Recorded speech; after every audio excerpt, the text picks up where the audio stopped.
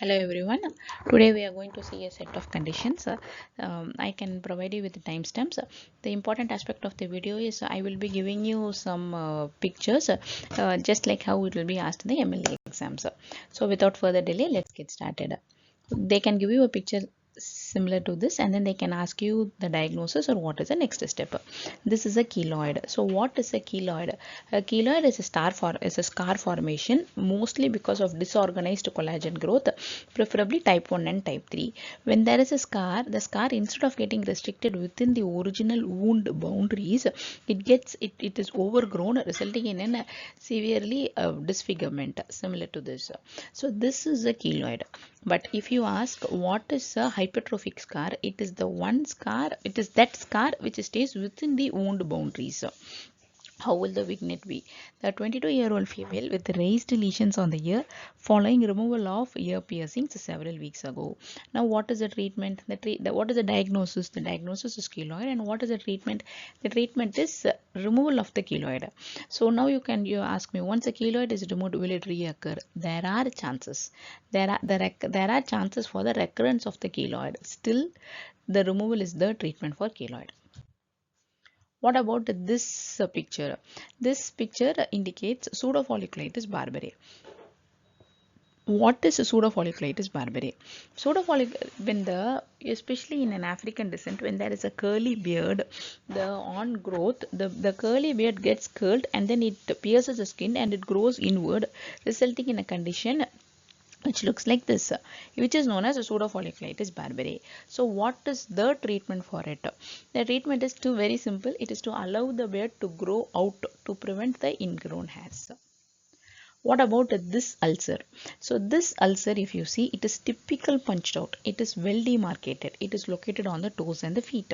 So when a typical punched out ulcer is an arterial ulcer recognition. In addition, we will be having some more clues in the vignette, such as 65-year-old female with buttock or thigh pain. Why should it occur? It is because of the claudication pain when walking with her dog, with decreased in peripheral pulses and intermittent claudication symptoms. What do they mean by intermittent claudication symptoms? They are able to walk for a while or walk for a few steps. After that, they are having pain. Then they need to rest. Then again, they can walk for a few more steps. After that, again they get pain. So this is known as the typical intermittent claudication symptoms.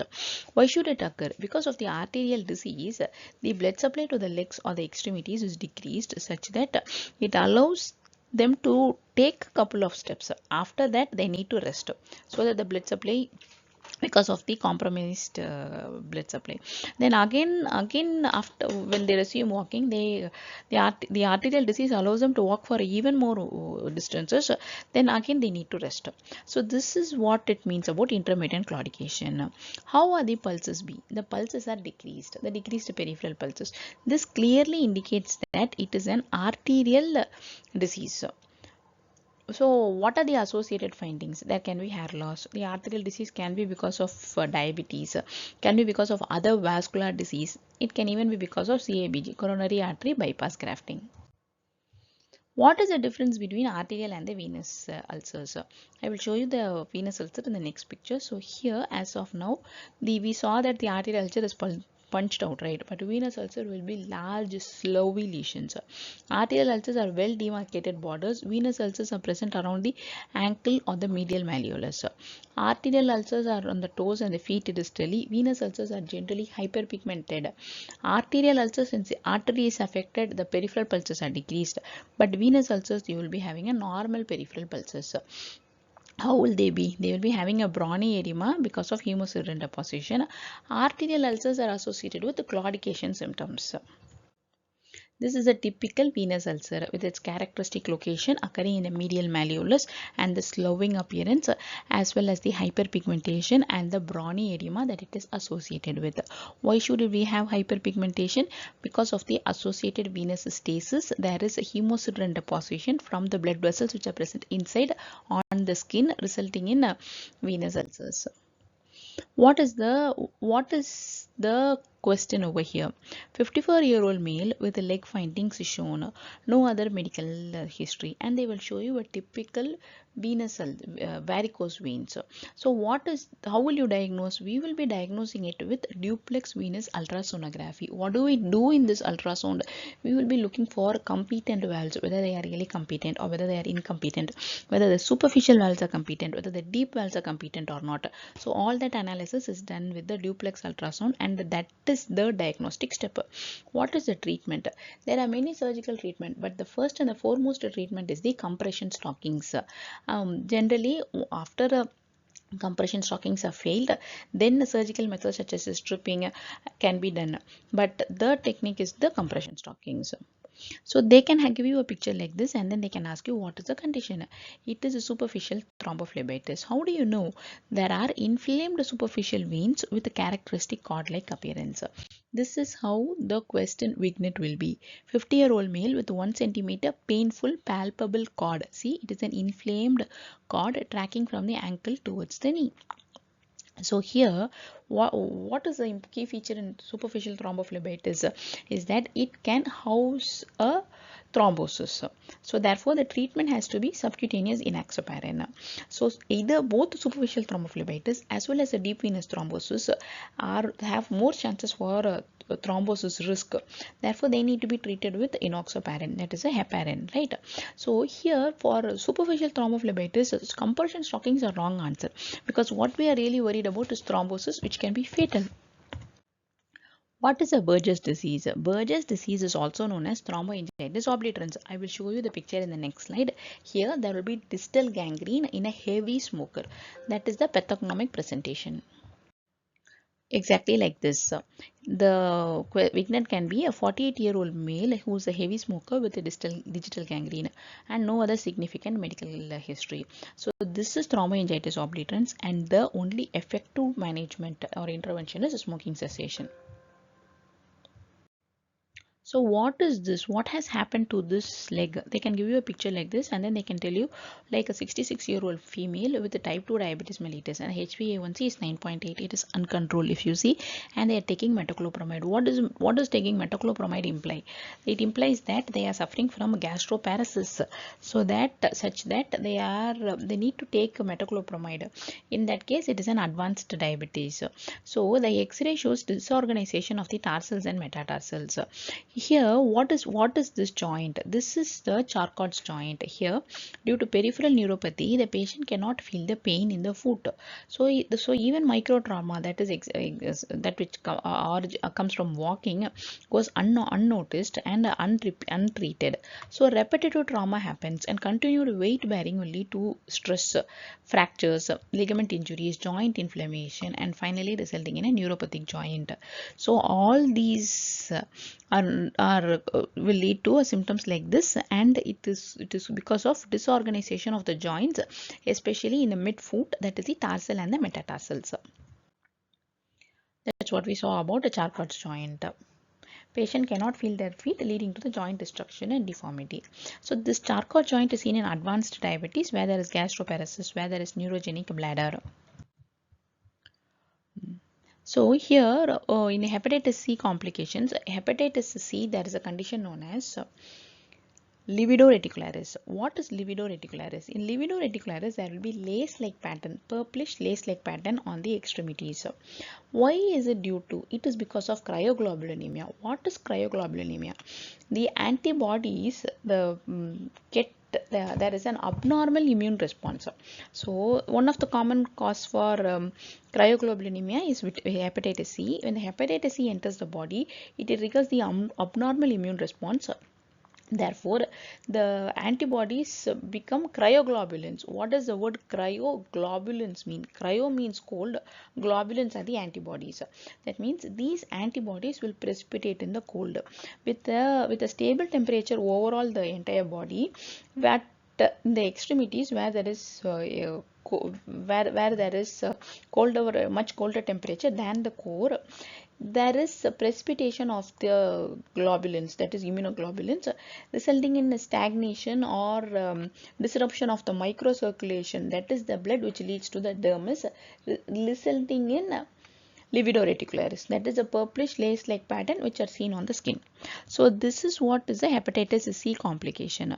So you will be having a presentation like 62-year-old male with hepatitis C and decreased serum C4 levels associate and a characteristic skin findings, that is the livedo reticularis, which is because of cryoglobulinemia, which is associated with the hepatitis C.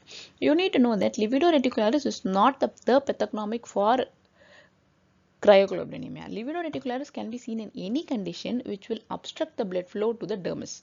That is, when there is a disruption to the microcirculation supplying the dermis, then it can result in livedo reticularis. What is this? So this is a normal person, and when they raises the hand, it results in a erythema of the face. Why? This is the Pemberton sign. This is the classical Pemberton sign. Here it usually there is facial erythema and a plethora when the arms are raised above the head. This is due to diminished venous return. That means there has to be something or some obstruction or some tumor or some growth which is obstructing the venous return. In this condition, it is a Pankos tumor which is causing the superior vena cava syndrome. That is, it is obstructing the venous return. But in children, it can be because of ALL positive. So in ALL, there are two main subtypes. One is a T cell variant and other one is a B cell variant. B cell variant is the most common variant, but the T cell variant, that is a thymic lesion, can occur in about 10 to 15% of the children. So when there is a thymic variant, that is, what do you mean by a thymic variant? It means when there is a thymic lesion in the neck, then it can compress the superior vena cava. So those children who have an ALL disease with the T cell variant, when they raise their hands, then the thymic lesion can compress the superior vena cava, resulting in the Pemberton sign.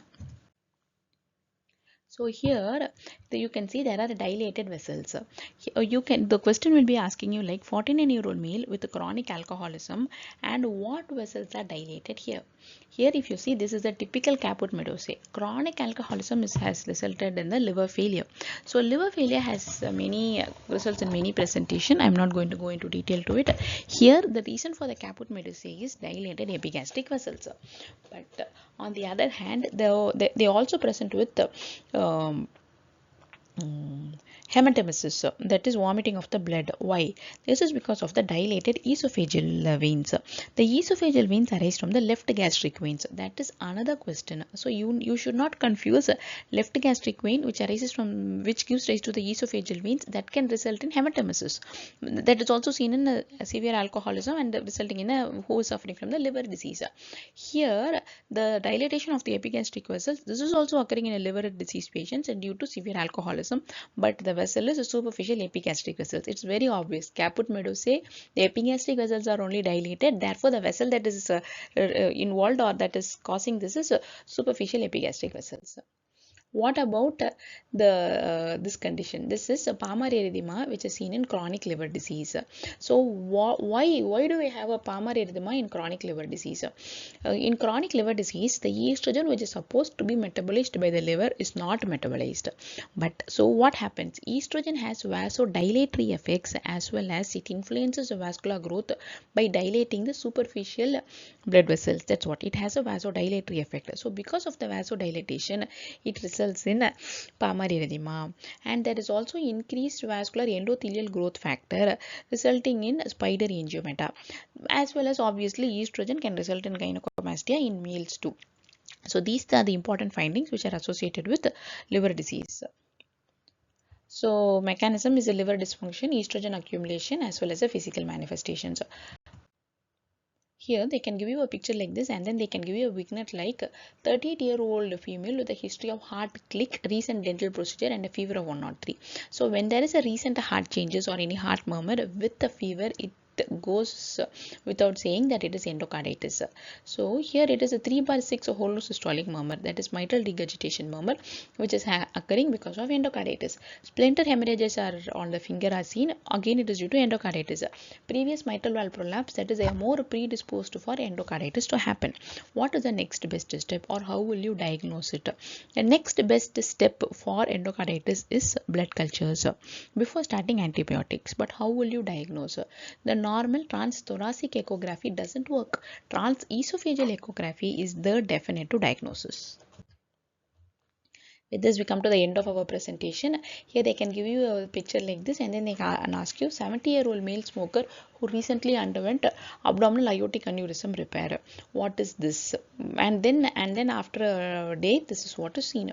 This is cholesterol emboli. When abdominal aortic aneurysm is repaired, the cholesterol plaques embolize during the surgery, and then they travel to distal arterioles on the capillaries, creating the characteristic blue toe syndrome.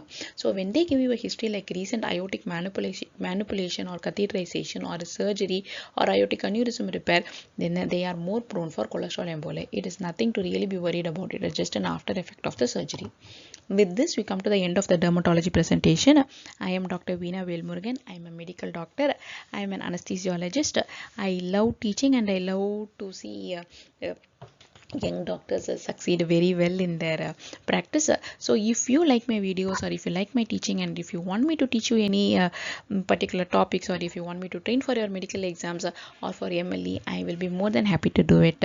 You can send me a message in the comments. Looking forward to see you succeed. Have a good day.